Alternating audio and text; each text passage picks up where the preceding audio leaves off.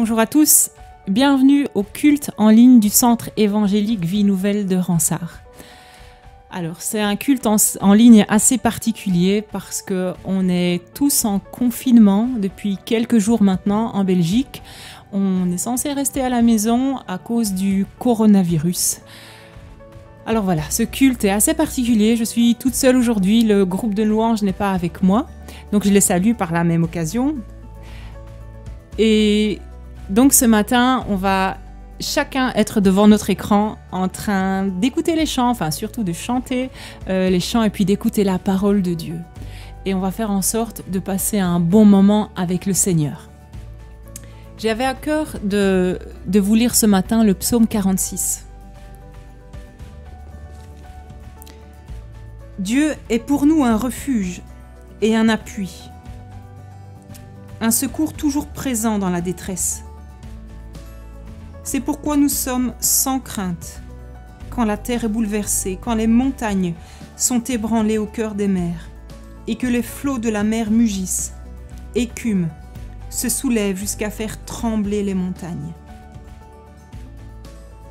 Ouais, en ce temps de crise, le monde, la terre est vraiment ébranlé, bouleversé par cette maladie qui est hyper contagieuse et qui contamine des centaines, des milliers de personnes. Mais en tant que chrétiens, nous voulons garder à l'esprit 3 choses. La première chose, c'est que Dieu est souverain et que Dieu est au contrôle. Il tient la terre entière dans sa main. Il n'y a rien qui lui échappe. Il n'y a rien qui arrive qu'il ne contrôle pas. Et son bras est tout puissant. Il pourrait dire un mot, comme dit la parole de Dieu. Il pourrait dire un mot et arrêter ce virus. Nous savons qu'il est tout puissant pour ça. En tout cas, rien n'échappe à son contrôle. Deuxième point, c'est que nous pouvons lui faire confiance. Il est le Dieu qui est digne de confiance. Et je voudrais vraiment nous encourager à ça ce matin.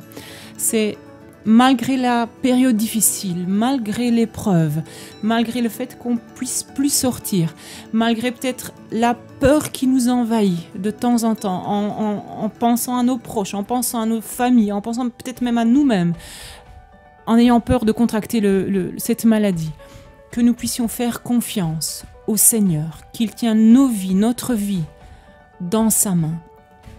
Et puis, le troisième point sur lequel je voulais insister ce matin, c'est la paix. La paix de Dieu qui surpasse toute intelligence. On a ce Dieu-là qui est infiniment bon et qui peut même dans l'épreuve, même dans les moments difficiles, nous envahir de sa paix, nous inonder de sa paix. Et voilà, les chants que j'ai choisis, ça va vraiment dans ce sens-là. Ça va dans le sens de, voilà, Dieu règne, Dieu est bon, malgré les circonstances, malgré les épreuves. Et on veut rester dans sa paix. On veut ouvrir notre cœur à sa paix ce matin. Seigneur, je te remercie parce que tu es là. Seigneur, je te prie de conduire ce moment de chant. Seigneur, je te prie de conduire aussi le pasteur Franck qui va nous partager la parole de Dieu, ta parole, Seigneur. Et je te prie surtout, en ces temps troubles, en ces temps troublés, en ces temps difficiles, Seigneur, apaise nos cœurs. Seigneur, remplis-nous de ta paix qui surpasse toute intelligence, Seigneur, et qui garde nos cœurs et nos pensées en Jésus-Christ. Amen. On va bénir l'Éternel avec le chant qui dit « Bénis l'Éternel, mon âme ». Ne me laissez pas toute seule, on chante tous ensemble pour le Seigneur. « Bénis l'Éternel, mon âme ».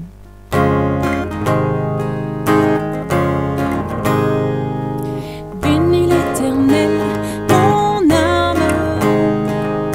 Bénis l'Éternel, mon âme. Sois émerveillé, sa fidélité ne dépendra pas des circonstances. Bénis l'Éternel, mon âme. Oh, bénis l'Éternel, mon âme. Écoute sa voix, il dit que sa voix déplacera toutes les montagnes.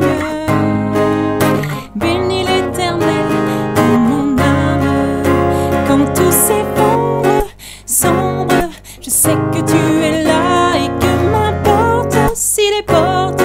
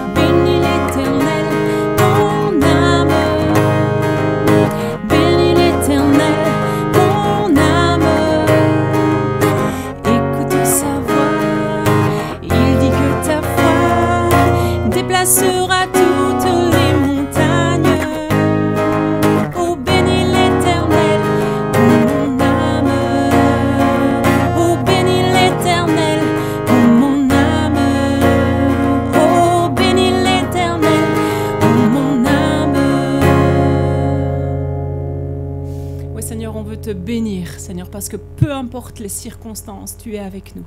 Seigneur, et te dire encore ce matin, nous comptons sur toi. On a placé notre confiance, toute notre foi en toi. Nous comptons sur toi, Seigneur. Des épreuves, je devrais en affronter. Des soucis, des tracas, j'en aurai.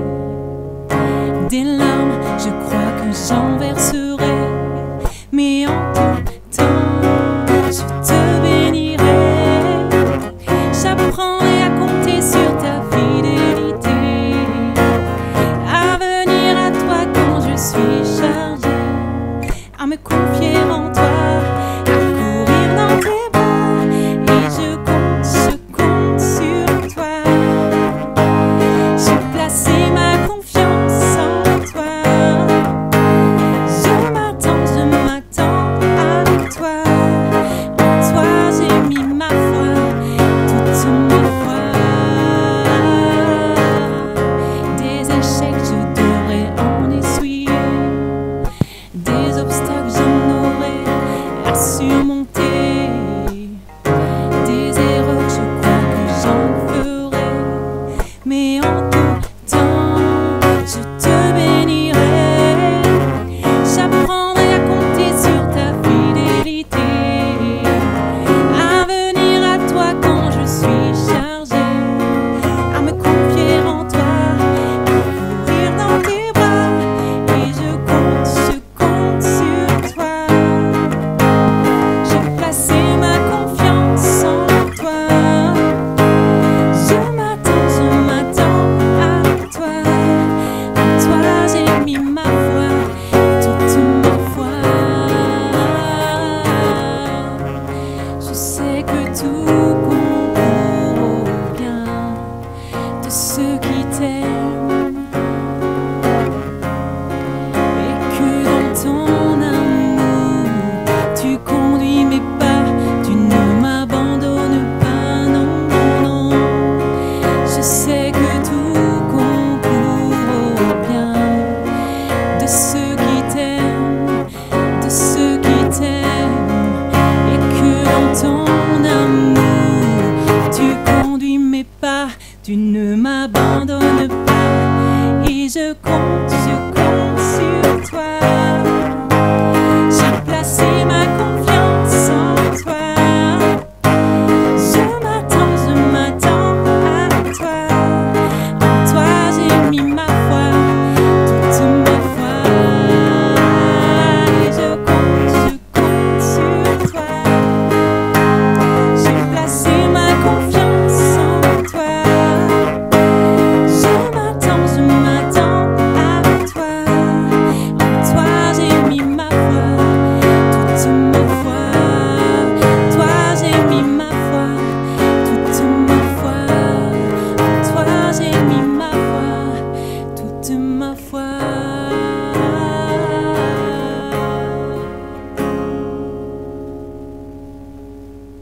Seigneur, même si les océans se déchaînent, même si la tempête fait rage, Seigneur, même si le monde est ébranlé autour de nous, nous voulons rester tranquilles. Nous sommes dans la paix, nous sommes dans le calme, dans ta paix, parce que tu es là.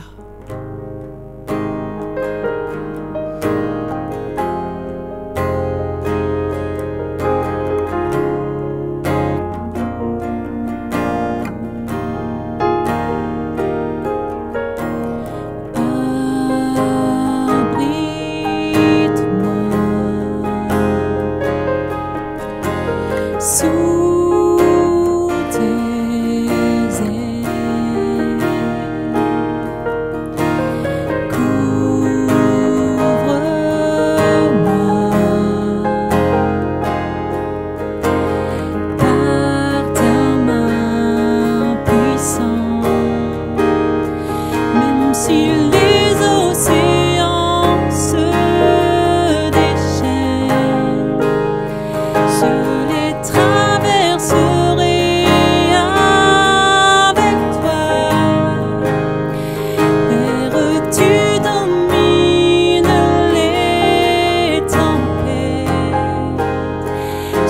suis tranquille.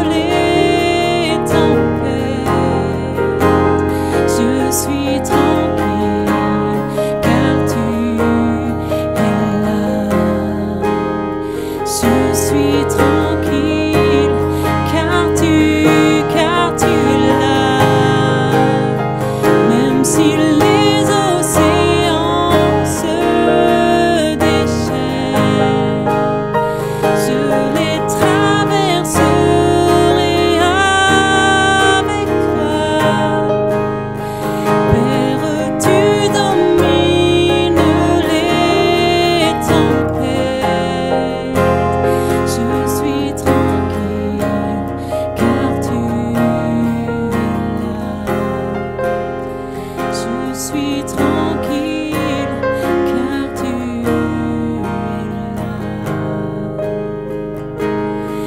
Mon avenir est dans ta sûre main, oui, dans ta sûre main.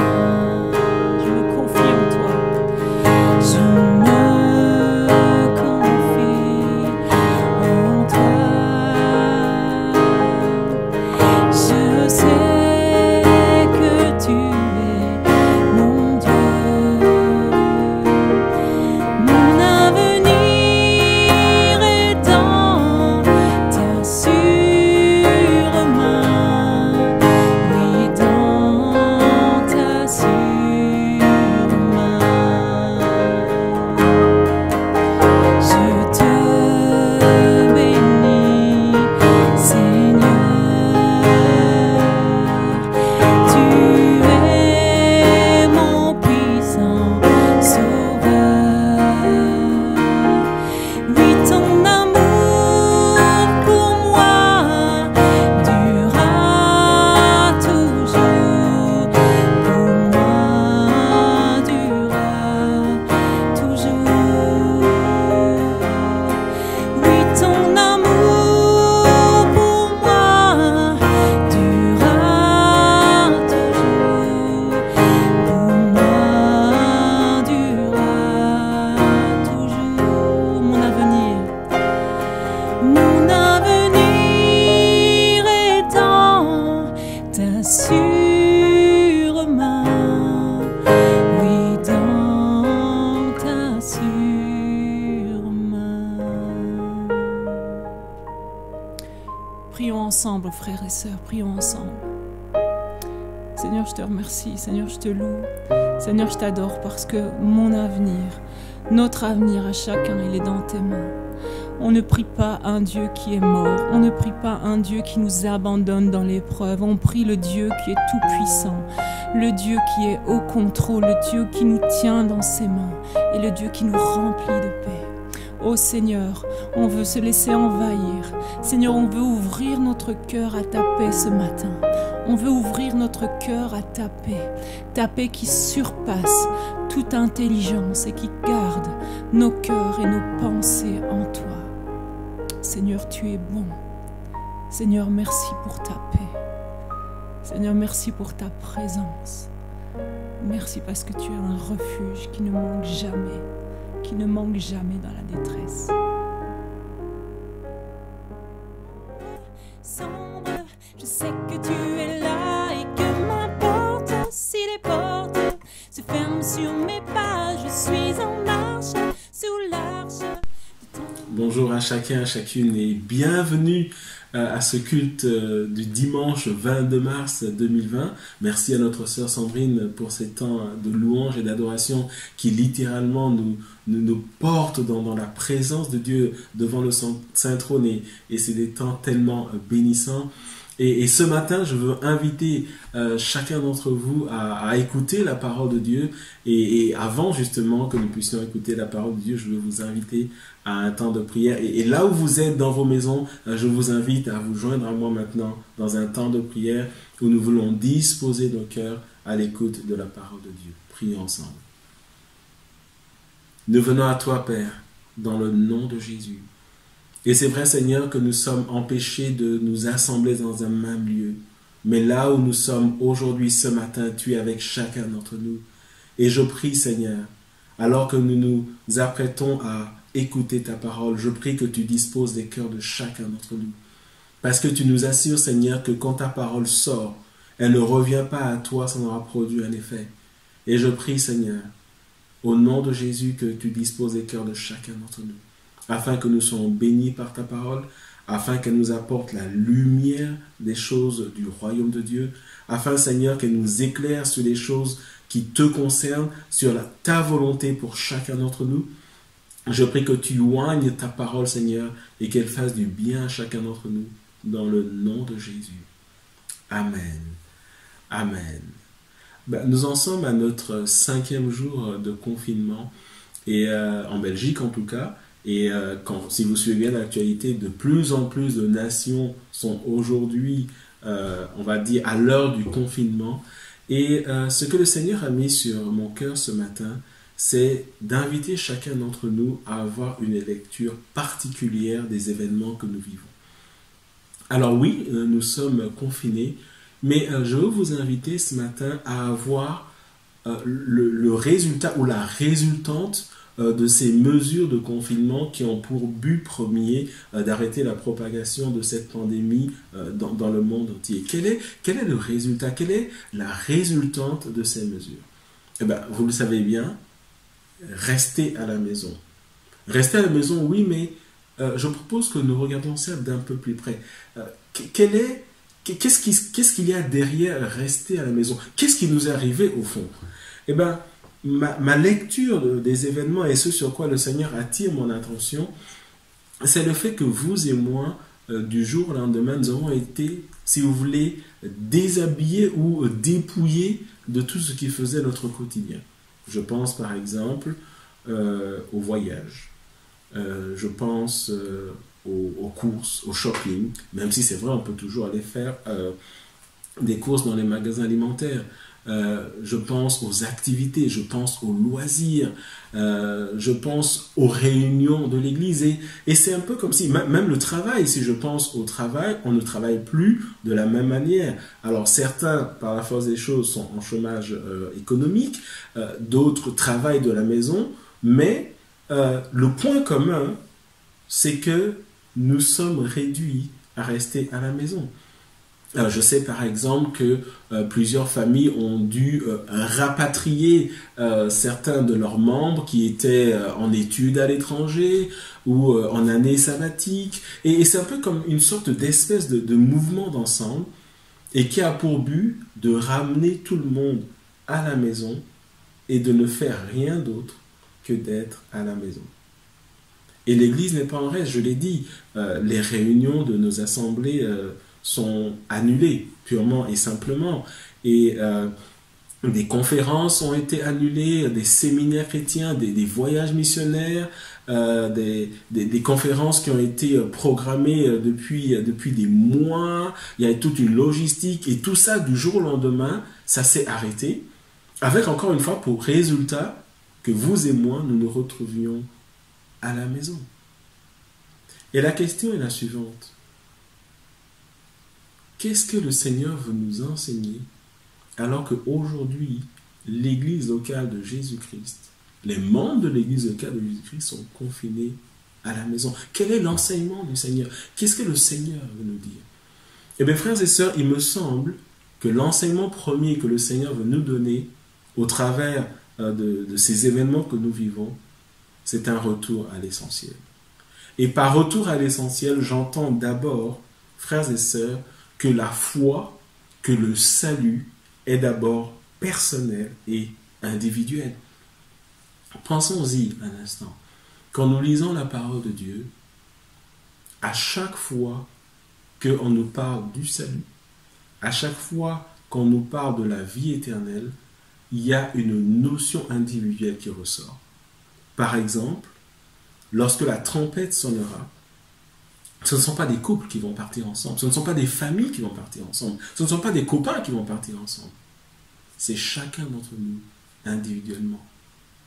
Il en est de même du jugement, lorsque nous serons devant le Saint-Trône, à rendre compte de ce que nous aurons fait dans ce monde où le Seigneur nous a laissés. Encore une fois, nous n'allons pas rendre compte en famille, en couple, par église, par congrégation, par dénomination, mais nous allons rendre compte de manière individuelle.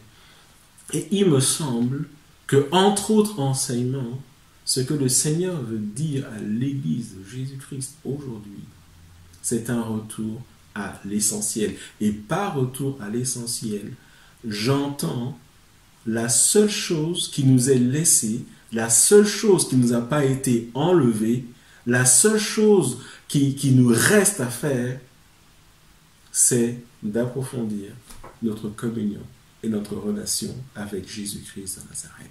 Parce qu'au fond, tout part de là. Une église est victorieuse lorsque ses membres sont vainqueurs, lorsque ses membres marchent dans la victoire que le Seigneur nous a acquise à la croix. Mais comment est-ce que, en tant que membre d'une assemblée locale, comment en tant que chrétien, je peux vivre dans la victoire que le Seigneur m'a donnée? C'est lorsque j'apprends à connaître le Seigneur, lorsque ma relation avec Dieu est de plus en plus profonde. Et je vous l'ai dit lors de mes vidéos précédentes, je crois personnellement et je suis convaincu que ces événements, les temps que nous vivons, sont autant d'opportunités que le Seigneur nous donne pour pouvoir approfondir notre relation avec lui. Parce que oui, un jour, cette crise va finir. Nous n'allons pas indéfiniment rester à la maison. Malheureusement, cette pandémie fait des dégâts, il y a des morts, il y a de plus en plus de morts, mais un jour, ça va s'arrêter. Et nous allons repartir à nos anciennes habitudes. Alors oui, le monde ne sera plus jamais le même, on s'en doute, et c'est évident pour chacun d'entre nous. Mais toujours est-il que ça va repartir à un moment donné. Et la question c'est, lorsque cette crise sera finie, sera terminée, quel genre de chrétien je serai? Où en sera ma foi? Est-ce que, alors que je suis livré à moi-même, et je pense par exemple à ceux d'entre nous qui ont besoin d'une vie d'église pour avoir leur foi fortifiée, même cela nous est enlevé. Mais comme je vous le disais, ces choses ne passent pas, ne surviennent pas à l'insu du Seigneur, bien au contraire. Alors pourquoi est-ce que le Seigneur permet un tel dépouillement? Encore une fois, pour que vous et moi, nous puissions saisir cette opportunité, cette occasion, pour approfondir notre relation avec le Seigneur. Et ça me fait penser à cet enseignement du Seigneur qui nous invite à bâtir sur le roc. Et bâtir sur le roc, c'est exactement ce à quoi le Seigneur nous appelle aujourd'hui. Et pour aller plus loin, j'aimerais qu'ensemble, nous puissions regarder à l'attitude d'une femme qui était dans sa maison, étant visitée par Jésus. Et nous allons voir que cette femme a une attitude, cette attitude qui va être le centre de la parole que j'aimerais partager avec vous ce matin. Et ce message, je l'ai déjà apporté à l'église de Ronsard il y a bientôt 4 ans. Et le Seigneur me met à cœur de repartager ce message ce matin parce que je crois qu'il vient bien à propos. Et donc, pour parler de cette occasion, pour approfondir notre relation avec le Seigneur, j'ai intitulé le message de ce matin « À la maison, au pied de Jésus ». À la maison, comme vous et moi nous sommes, mais à la maison, au pied de Jésus. En train d'approfondir notre relation avec le Seigneur, en train de laisser le Seigneur nous parler, nous visiter, se révéler à nous d'une manière différente et d'une manière nouvelle. Et le passage, le texte de base que j'aimerais partager avec vous et qui sera la base de mon message de ce matin, et je vous invite à prendre vos Bibles, à lire en même temps que moi. Le texte se trouve dans Luc, chapitre 10, les versets 38 à 42. C'est une histoire connue des chrétiens, une histoire qui revient très souvent. Et ce matin, je propose que nous puissions revisiter cette histoire du point de vue des événements que nous vivons ces derniers jours. Donc Luc, chapitre 10, les versets 38 à 42. Comme Jésus était en chemin avec ses disciples, il entra dans un village et une femme nommée Marthe le reçut dans sa maison. Elle avait une sœur nommée Marie qui, s'étant assise aux pieds du Seigneur, écoutait sa parole. Verset 40. Marthe, occupée à divers soins domestiques, survint et dit : Seigneur, ça ne te fait-il rien que ma sœur me laisse seule pour servir? Dis-lui donc de m'aider. Le Seigneur lui répondit : Marthe, Marthe, tu t'inquiètes et tu t'agites pour beaucoup de choses. Une seule chose est nécessaire. Marie a choisi la bonne part qui ne le sera point ôtée. Amen. Jésus dit, une seule chose est nécessaire. Une seule chose est nécessaire. Et ce matin, j'aimerais vraiment que nous puissions saisir qu'une seule chose est nécessaire alors que nous sommes confinés à la maison. Dans ce que nous faisons à la maison, une seule chose est nécessaire. Alors, il ne s'agit pas pour moi de dire que nous devons 24 heures sur 24 nous mettre littéralement aux pieds de Jésus. Mais il s'agit pour moi de dire que le temps que nous passons à la maison, ce sont des occasions, c'est une occasion, ce sont des moments que nous devons saisir pour approfondir notre communion avec le Seigneur. Repartons un peu dans ce texte, si vous voulez bien. Il nous est dit que Jésus marchait avec ses disciples et il rentre dans la maison de Marthe. On comprend que Marthe est la grande sœur, c'est un peu elle qui gère la maison. Et il ne nous est pas dit explicitement que les disciples sont entrés dans la maison de Jésus. Il n'en est pas fait mention. Mais on nous dit ici, et on devine que Marthe a invité Jésus. Elle invite Jésus, elle le reçoit, et tout de suite l'attention est mise sur Marie, sa jeune sœur.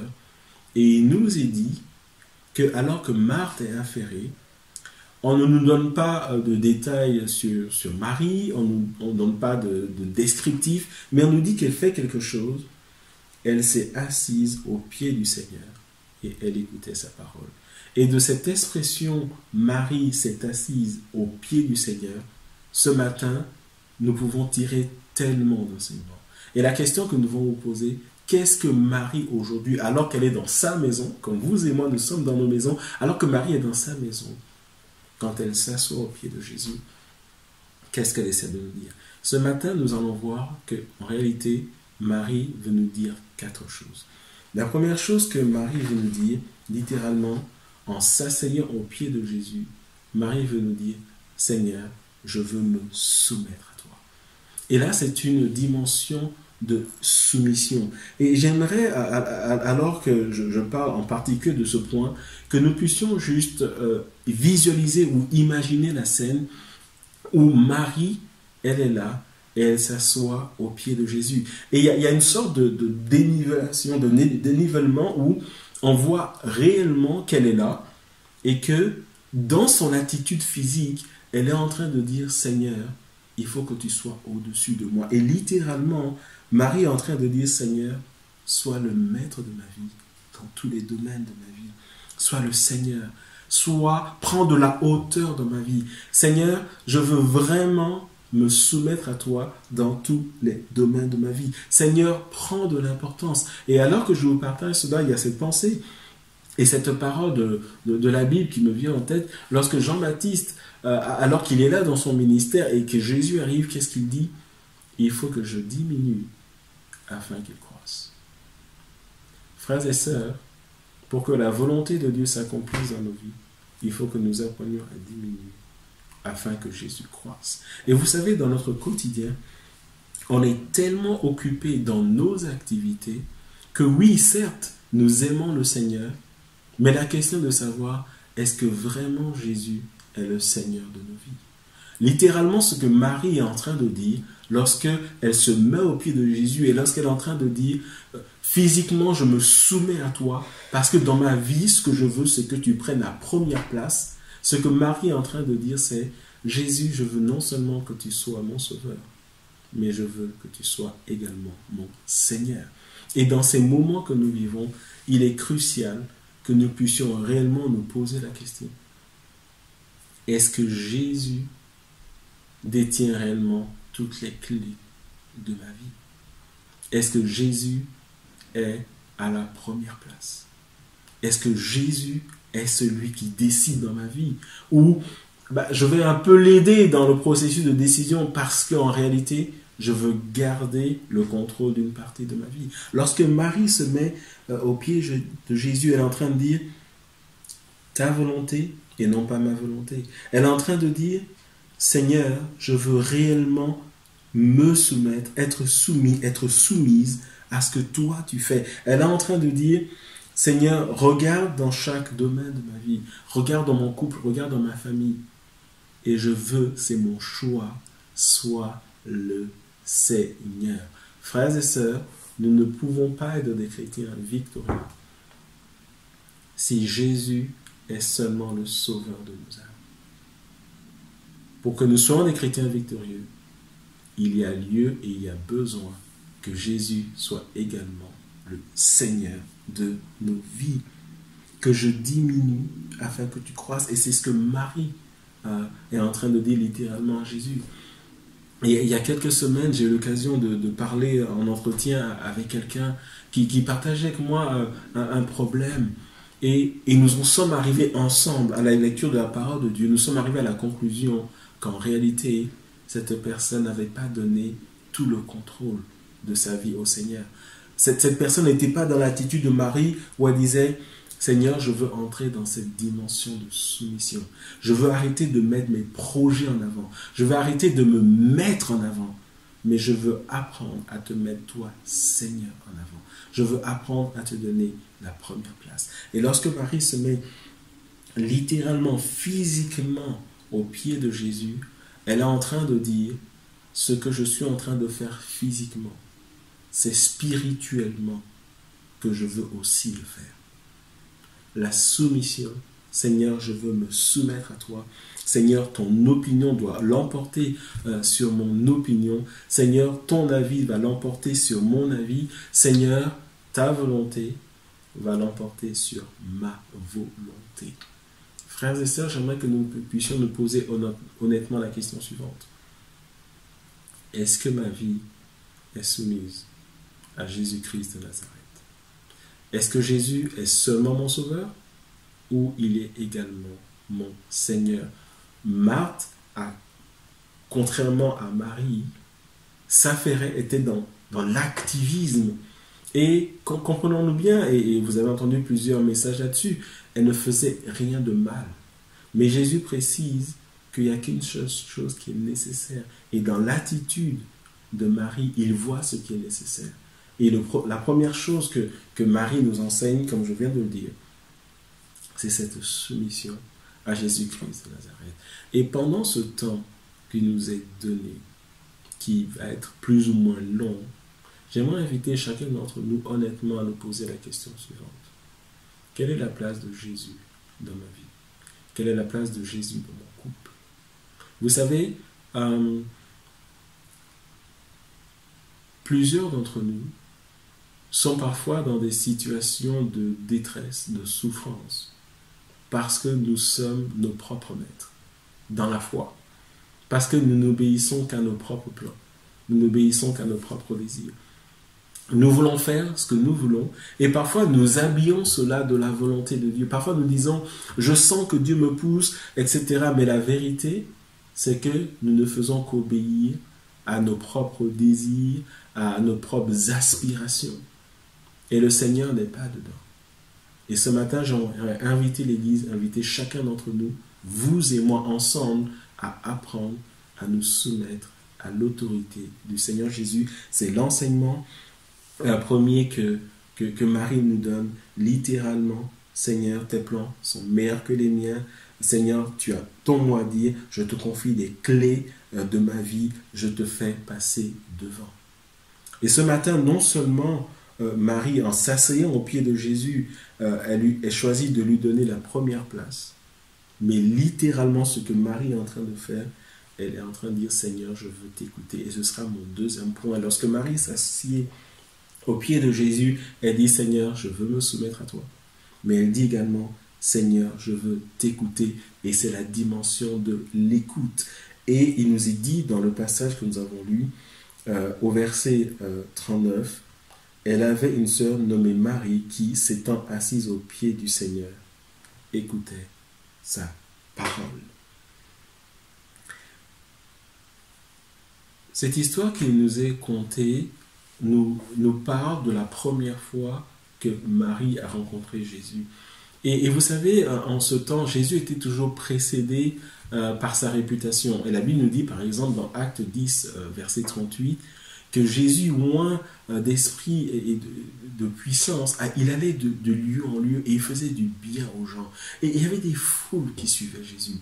Et partout où Jésus allait, il était précédé de sa réputation. Et lorsqu'il rentre dans la maison de Marie et de Marthe, à l'évidence, elles ont entendu parler de Jésus. Et donc, logiquement, on se serait attendu à ce que Marie vienne avec une liste de courses. Seigneur, j'ai besoin de ça, Seigneur, fais ceci, Seigneur, fais cela, etc., etc.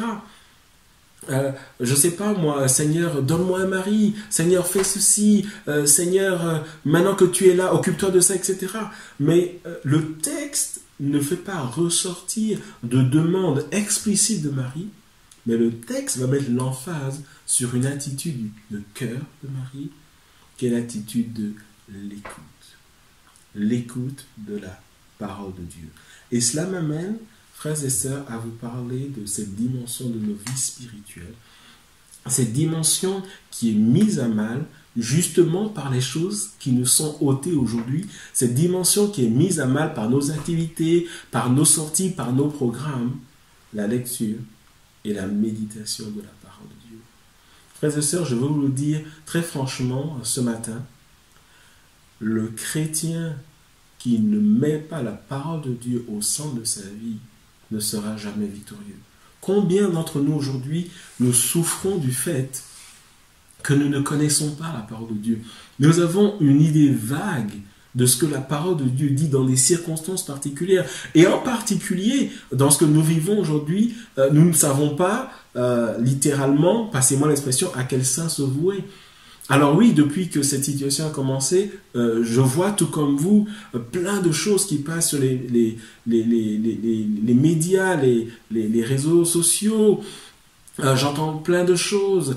C'est les temps de la fin, c'est la fin du monde, c'est une malédiction, etc., etc. Mais que nous dit la parole de Dieu? Est-ce que nous savons ce que dit la parole de Dieu par rapport à ces temps que nous vivons? Connaissons-nous la parole de Dieu? Et dans la Bible, le Seigneur lui-même nous invite à connaître sa parole parce qu'il nous dit qu'il a tout mis dans sa parole, tout ce dont nous avons besoin spirituellement afin que nos foi soient fortifiées. En tant que pasteur, combien de fois je reçois des frères et sœurs qui sont sincères, mais qui pour autant sont démunis à cause de l'ignorance de ce que Dieu dit dans sa parole.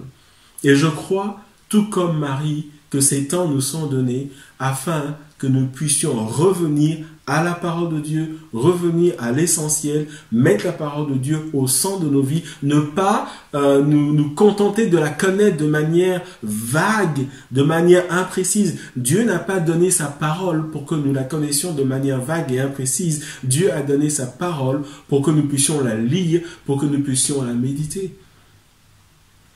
Aujourd'hui, je constate que les arguments ou les excuses du genre j'ai pas eu le temps, ou je suis sorti avec des amis, on est rentré tard, ou je suis rentré tard après le boulot, ou j'ai dû aller faire un peu de foot, de tennis, et puis quand je suis rentré, j'étais fatigué. Toutes ces choses ne tiennent plus. Et quelle est l'excuse que nous allons trouver maintenant pour ne pas lire la parole de Dieu? L'ennui. Un peu mince, n'est-ce pas? Lorsque Jésus entre dans la maison de Marthe et de Marie, ce que Marie veut faire, au-delà de son attitude de soumission, c'est de dire: Seigneur, parle-moi, enseigne-moi, instruis-moi. Instruis-moi par rapport aux choses du royaume de Dieu. Instruis-moi par rapport aux choses de ton Père. Montre-moi le chemin. Nourris mon âme par ta parole, parce qu'elle a été prévue pour cela. La parole de Dieu déclare dans Romains chapitre 10, verset 17, ce qu'on entend vient de la parole de Christ. Ce qu'on entend vient de la parole de Christ. Ce qu'on entend vient de la parole de Christ. La foi vient de ce qu'on entend. Et ce qu'on entend vient de la parole de Christ. Ce qu'on entend vient de la parole de Christ. Frères et sœurs, prenons-nous le temps de nous approcher de la parole de Dieu, de fortifier notre foi en laissant cette parole nous pénétrer. La foi vient de ce qu'on entend, et ce qu'on entend vient de la parole de Christ. Remarquez qu'il n'est pas dit que Marie entendait ce que Jésus disait. Il nous est dit que Marie écoutait la parole de Dieu. À l'évidence, Marthe entendait ce que Jésus disait, parce que nous savons tous que nos sœurs, elles ont cette capacité de faire plusieurs choses à la fois, ce que les hommes, c'est un peu plus compliqué. Et donc je devine, alors que Marthe est occupée, elle est affairée, elle entend ce que Jésus dit. Mais Marie va plus loin. Elle ne se contente pas d'entendre. Marie va écouter ce que Jésus dit. Et la différence entre entendre et écouter, c'est cette dimension d'attention, cette dimension où on prend le temps, cette dimension d'intérêt, cette dimension où on se laisse pénétrer par ce que dit l'orateur. Et en particulier, lorsque Jésus entre dans la maison de Marthe et de Marie, Marie choisit d'être à l'écoute. Es-tu à l'écoute de ce que Jésus te dit? Remarquez avec moi également, lorsque on lit cet épisode, il nous est dit, Jésus, il est en chemin avec ses disciples. Mais là, il y a une sorte de... Quand vous voyez cette image, il y a une sorte d'éloignement. Il y a la partie Jésus-disciple, et on enlève les disciples pour dire, il faut un isolement. Il faut un cadre où on peut entendre la voix du Seigneur. Et c'est exactement cette situation dans laquelle vous et moi nous sommes. Est-ce que nous entendons la voix du Seigneur nous parler? Est-ce que nous discernons la voix du Seigneur nous parler?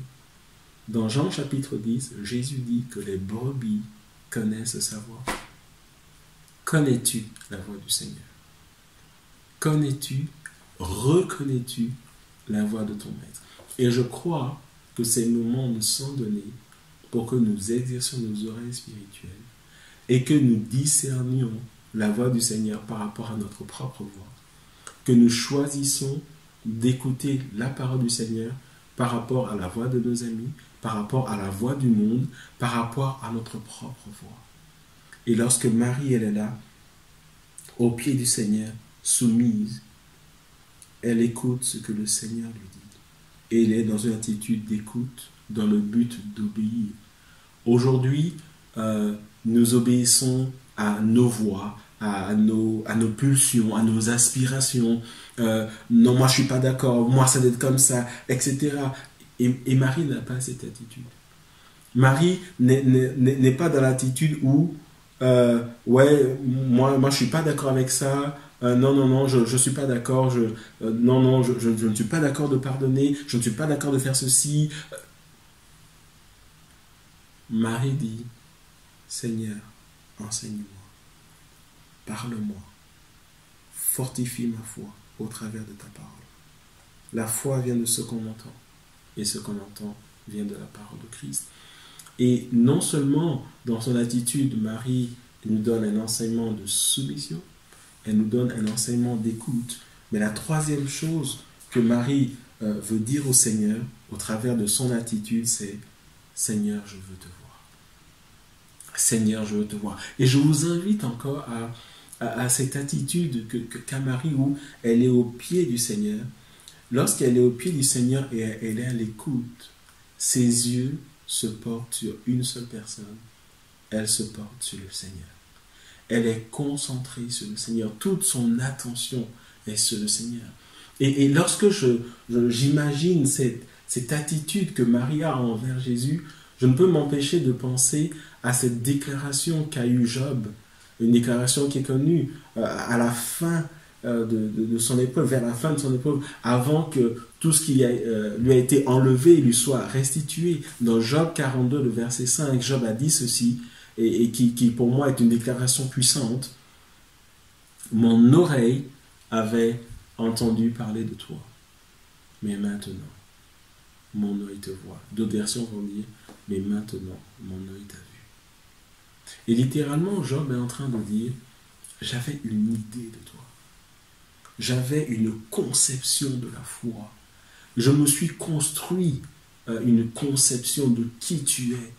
Et c'était comme si j'avais bâti ma vie chrétienne sur des oui-dire, sur des convictions personnelles, convictions qui ont été renforcées par des choses que j'ai vues même dans l'Église. Mais Job nous dit d'aller plus loin.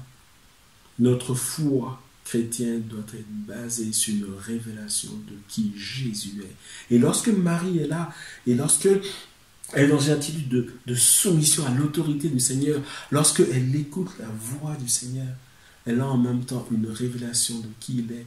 Elle le voit comme il est.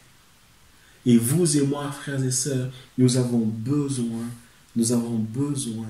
de voir Jésus comme il est. Et littéralement, nous avons besoin que nos yeux spirituels s'ouvrent. Et je peux vous dire que lorsqu'on a une révélation de qui Jésus est, notre vie n'est plus jamais la même. Permettez-moi de lire ce passage dans Éphésiens chapitre 1, les versets 15 à 17. Paul s'adresse à l'église locale à Éphèse et il dit ceci: « C'est pourquoi moi aussi, ayant entendu parler de votre foi au Seigneur Jésus et de votre amour pour tous les saints, je ne cesse de rendre grâce pour vous. Je fais mention de vous dans mes prières. » Et pourquoi est-ce qu'il prie? Verset 17. « Afin que le Dieu de notre Seigneur Jésus-Christ, le Père de gloire, vous donne un esprit de sagesse et de révélation dans sa connaissance. » Paul dit, je prie pour que Dieu se révèle à vous, pour que vous ayez une révélation de qui il est. Et il continue, verset 8, qu'il illumine les yeux de votre cœur pour que vous le voyiez vraiment avec vos cœurs, bien entendu, avec les yeux de vos cœurs, qu'il illumine les yeux de votre cœur pour que vous sachiez quelle est l'espérance qui s'attache à son appel, quelle est la richesse de la gloire de son héritage qu'il réserve aux saints et quelle est envers nous, qui croyons, l'infinie grandeur de sa puissance, se manifestant avec efficacité par la vertu de sa force.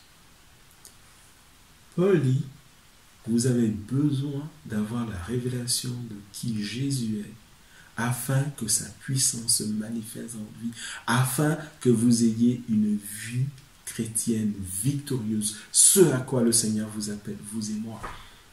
Et c'est l'enseignement que Marie nous donne aujourd'hui. Seigneur, je veux te voir. Seigneur, que ma foi ne soit pas basée sur les oui-dire, que ma foi ne soit pas basée sur des expériences, celles des autres, la mienne, mais que ma foi soit basée sur une révélation de qui tu es, Jésus-Christ, le Fils du Dieu vivant, qui revient bientôt chercher son Église. Je veux te voir. Seigneur, ouvre les yeux de mon cœur. Seigneur, donne-moi d'entrer dans une dimension nouvelle. Et littéralement, l'enseignement que Marie nous donne aujourd'hui, c'est de dire que nous devons aller encore plus loin. Nous ne devons pas nous contenter de ce que nous connaissons aujourd'hui du Seigneur. Mais nous devons dire, Seigneur, emmène-moi plus loin. Seigneur, révèle-toi à moi. Seigneur, aide-moi à te connaître davantage. Plus de toi, Seigneur, moins de moi. Et ça, c'est le troisième enseignement que Marie nous donne ce matin. La soumission, l'écoute, la révélation de qui Jésus est. Et quatrièmement, l'enseignement que Marie veut nous donner. Seigneur, je veux prendre du temps dans ta présence. Et c'est la dimension de l'attente, mais également la dimension de la persévérance.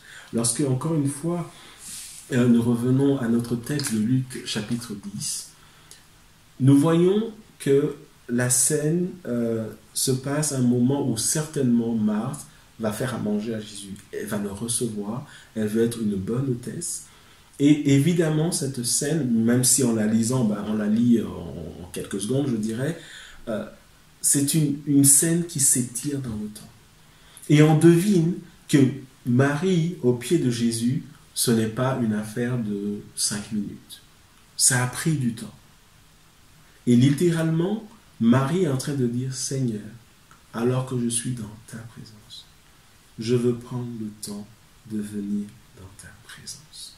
Vous savez, d'habitude, nous avons ce genre d'excuses où j'aurais voulu prendre tellement de temps dans la présence de Dieu, mais je ne me suis pas réveillé assez tôt, ou il a fallu que je parte pour aller, pour ne pas rater mon bus, pour ne pas rater mon train, ou je voulais prendre tellement de temps, mais je suis rentré fatigué, je me suis endormi.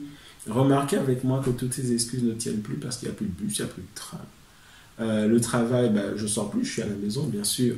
Certains d'entre nous doivent aller travailler, en particulier le personnel soignant que nous voulons saluer et que nous voulons bénir pour leur effort et leur mobilisation. Il y en a plusieurs dans notre assemblée. Mais force est de constater que ces excuses ne tiennent plus. Et encore une fois, Dieu nous amène à l'essentiel. Prends du temps dans ma présence. Viens dans ma présence. Sois à l'écoute de ce que je veux te dire, de ce que je veux t'enseigner. Prends le temps de venir dans ma présence. Que ce soit un programme dans ton agenda. Alors, force est de constater maintenant que notre agenda il est plus ou moins vide. Il est vide parce que nous sommes confinés à la maison. Alors, certains font du télétravail, mais après cela, il y a quand même beaucoup de temps. Et le Seigneur a envie de dire, ce temps que tu as, et si tu me consacrais un peu plus. Et si en couple, vous me consacrez un peu plus de temps dans la prière. Et si en famille, vous me consacrez plus de temps que les 5 minutes hebdomadaires. Et si tu me consacrais plus de temps que les 2 minutes à la va-vite le matin. Et lorsque Marie vient au pied de Jésus, et elle est là, elle écoute Jésus, elle a une révélation de qui Jésus est, elle est dans la présence de Dieu, et elle passe du temps dans la présence de Dieu. Avez-vous remarqué, frères et sœurs, que toutes les disciplines spirituelles que le Seigneur nous enseigne dans sa parole, notamment le jeûne, la prière, la méditation de la parole de Dieu, pour ne citer que ces disciplines spirituelles, l'intercession, qui est une forme particulière de prière, avez-vous remarqué que ces disciplines prennent du temps? Ces disciplines ont en commun qu'il faut un certain temps, qu'il faut prendre du temps dans la présence de Dieu.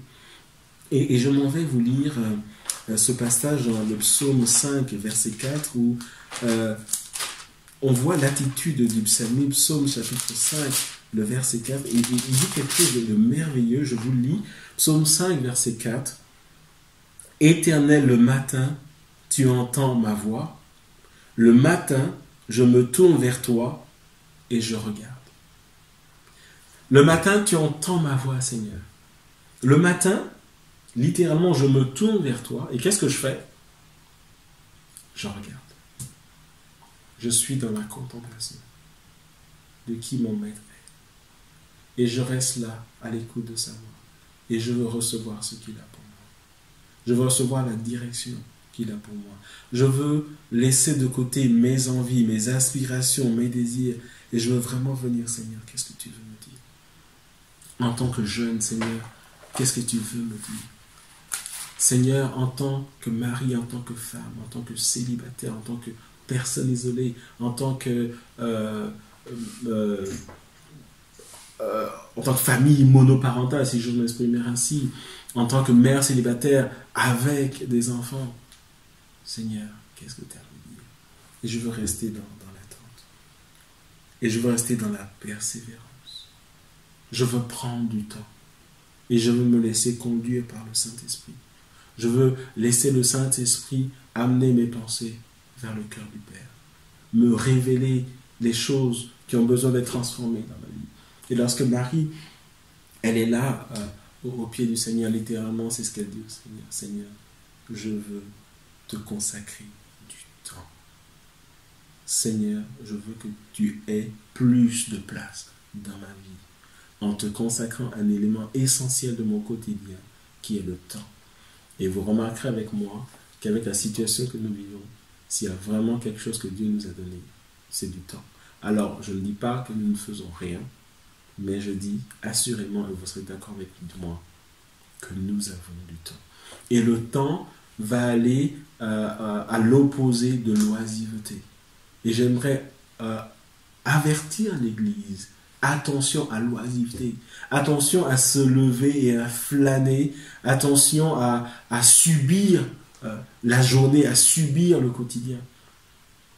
Soyons plutôt des acteurs de notre quotidien en donnant du temps au Seigneur. Seigneur, je veux me soumettre à toi. Seigneur, je veux t'écouter me parler. Seigneur, je prie et je désire une révélation de qui tu es. Seigneur, je veux te consacrer du temps. Ce sont les enseignements que Marie nous donne ce matin. Et pour terminer, quelle est la résultante de tout cela? Et pour cela, nous allons aller voir à la deuxième fois où Marie a rencontré Jésus, des circonstances assez tristes.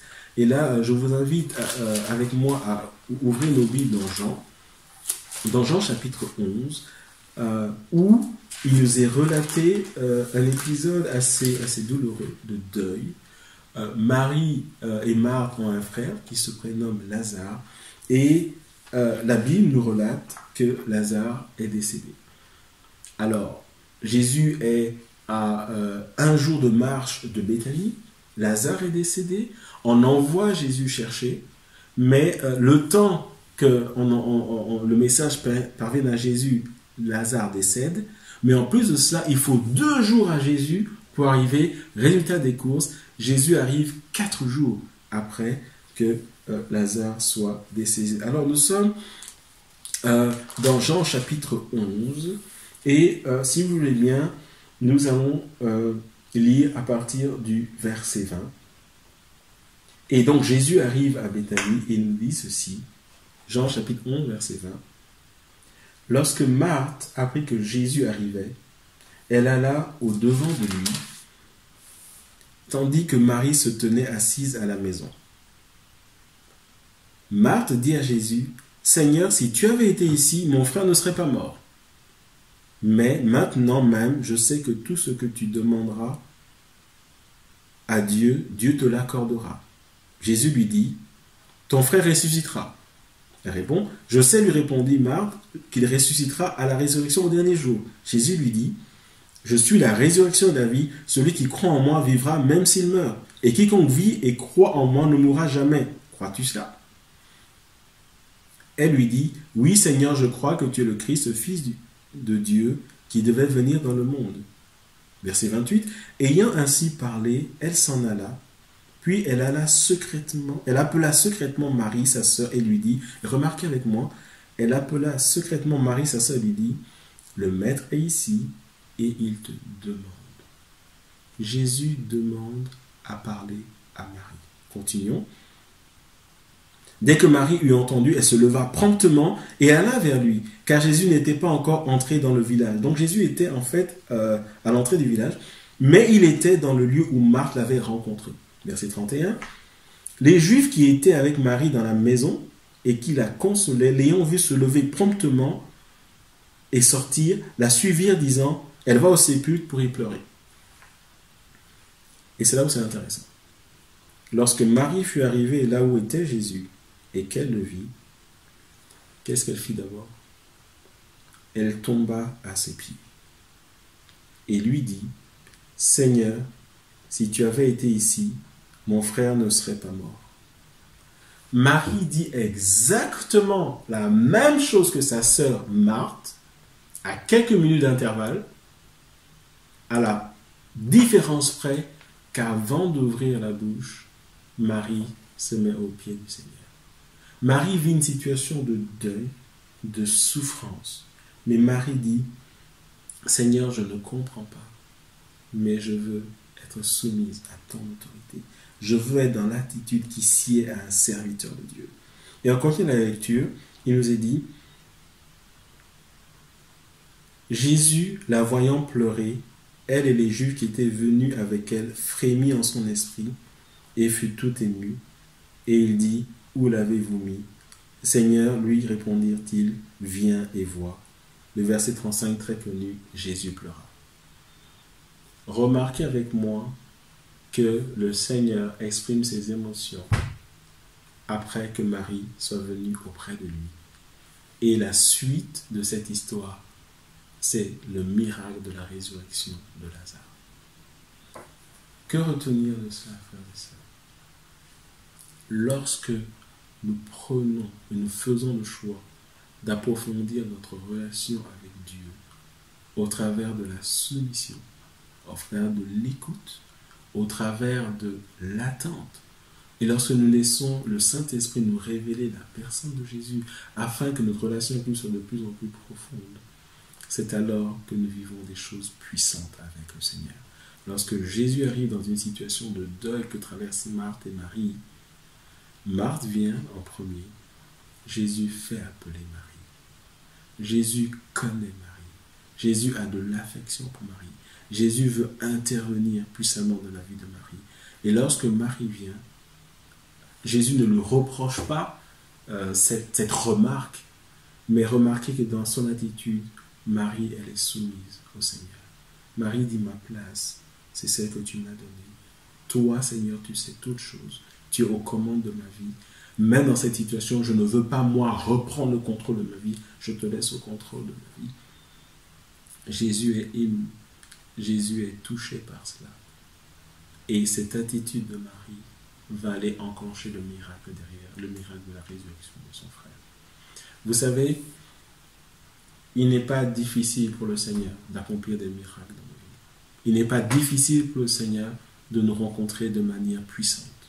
Mais ce qui déclenche le miracle, ce qui va amener la visitation puissante de Dieu dans nos vies, ce qui va aller venir fortifier nos foi dans ces moments où nous semblons être isolés les uns les autres, mais des moments que Dieu permet, ce qui va être le détonateur de cela, ce qui va enclencher cela, c'est cette attitude que vous et moi nous allons cultiver, cette attitude que vous et moi nous allons approfondir, où nous allons dire, Seigneur, je me soumets à toi. Seigneur, je veux apprendre à lire, à méditer et à obéir à ta parole. Seigneur, je veux te voir, je veux te connaître. C'est le désir de mon cœur. Et Seigneur, je veux apprendre à te consacrer du temps afin que tu m'instruises, afin que j'aille encore plus loin avec toi, afin que ma foi en soit fortifiée. Et c'est le message que j'avais pour chacun d'entre nous, pour ces jours qui sont devant nous, ces jours qui vont probablement se traduire, se conjuguer en semaines. Certains parlent de mois, je ne le sais pas. Mais ce que je sais, c'est que, encore une fois, c'est une opportunité merveilleuse pour vous et moi d'approfondir notre relation avec le Seigneur, afin que nos foi soient fortifiées. Dieu t'appelle dans le lieu secret. Dieu m'appelle dans le lieu secret. Je ne sais pas pour vous, mais en ce qui me concerne, ces jours, certes, de travail, mais également où je suis empêché de sortir, seront des moments pour moi où je vais cultiver ma foi et où je vais laisser le Seigneur transformer ma vie, parce que je veux être prêt ce jour-là où le Seigneur viendra me chercher. Voulez-vous prier avec moi? Seigneur, je veux te dire merci pour cet enseignement et l'exemple que tu laisses dans la parole de Dieu, l'exemple de Marie qui, en se mettant à tes pieds, nous apporte tellement. Et je prie, Seigneur, pendant ces temps que toi, tu permets, ces temps qui ne t'ont pas surpris. Je prie, Seigneur, alors que nous sommes coupés des activités des uns des autres, alors que nous sommes livrés à nous-mêmes, en réalité, Seigneur, tu nous livres à toi. Et je prie, Seigneur, que tu aides chacun d'entre nous à saisir ces instants pour approfondir notre relation avec toi. Je prie que tu donnes à chacun d'entre nous réellement, Seigneur, d'aller encore plus loin avec toi. Je prie, Seigneur, pour la dimension de la soumission. Je prie pour la dimension de l'écoute. Je prie, Seigneur, pour la dimension de la révélation. Je prie, Seigneur, pour la dimension de l'attente et de la persévérance. Et c'est alors, Seigneur, que nous verrons ta gloire. C'est alors, Seigneur, que nous verrons des grandes choses. C'est alors, Seigneur, que tu nous visiteras dans nos maisons, là où tu as choisi de nous garder pour un temps. Seigneur, merci pour les baptêmes du Saint-Esprit en réponse aux prières qui seront faites dans nos maisons.